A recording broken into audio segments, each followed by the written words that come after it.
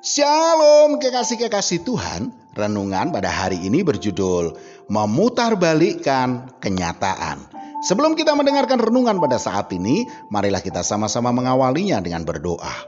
Bapa, di dalam nama Tuhan Yesus Kristus ya Roh Kudus, berfirmanlah kepada kami pada saat ini ya Tuhan, karena kami anak-anak-Mu telah siap untuk mendengar dan melakukannya.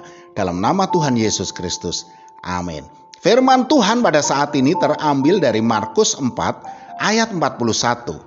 Mereka menjadi sangat takut dan berkata seorang kepada yang lain, "Siapa gerangan orang ini sehingga angin dan danau pun taat kepadanya?" Kekasih-kekasih Tuhan, salah satu peristiwa yang dahsyat dan luar biasa serta mustahil untuk bisa dilakukan oleh manusia biasa adalah peristiwa Tuhan Yesus berjalan di atas air. Secara logika manusia, massa jenis manusia itu lebih besar daripada massa jenis air. Artinya, tidak mungkin manusia bisa berjalan di atas air. Dia pasti tenggelam. Namun, yang terjadi, Tuhan Yesus bisa berjalan di atas air. Hal ini membuktikan bahwa Tuhan Yesus Kristus mampu memutarbalikkan kenyataan. Bahkan Tuhan Yesus juga membuktikan bahwa alam semesta termasuk badai dan angin taufan pun tunduk kepadanya. Haleluya. Dikatakan dalam Markus 4 ayat 39, ia pun bangun, menghardik angin itu dan berkata kepada danau itu, "Diam, tenanglah." Lalu angin itu reda dan danau itu menjadi teduh sekali.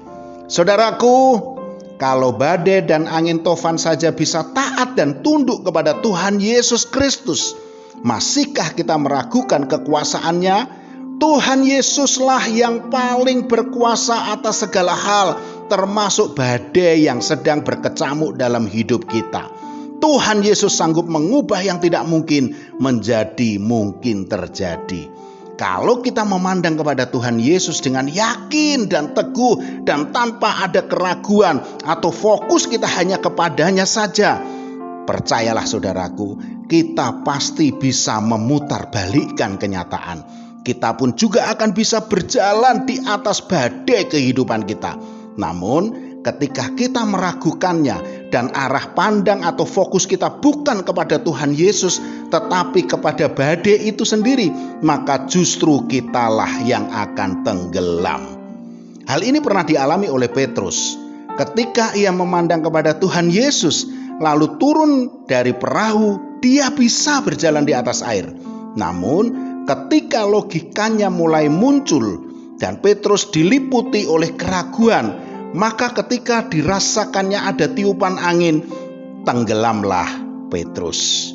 Mungkin pada saat ini saudara merasa putus asa atas masalah yang tak kunjung selesai, atau sakit penyakit yang tak kunjung sembuh, atau mungkin juga saudara sedang berpikir, tidak mungkin bisa mengalami pemulihan, tidak mungkin bisa sembuh, tidak mungkin bisa begini, tidak mungkin bisa begitu, dan lain sebagainya. Saudaraku, arahkanlah pandangan kita kepada Tuhan Yesus dan percayalah kepadanya, maka kita akan diberi kekuatan untuk menaklukkan badai dalam hidup kita. Apapun masalah saudara, apapun badai dalam hidup saudara, percaya dan yakinlah Tuhan Yesus sanggup meredakan badai itu, karena Dia terlebih besar dari segala permasalahan hidup kita.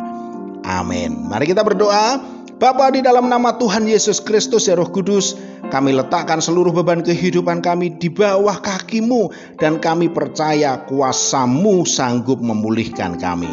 Dalam nama Tuhan Yesus Kristus, amin. Selamat beraktivitas dan tetap semangat. Tuhan Yesus Kristus memberkati.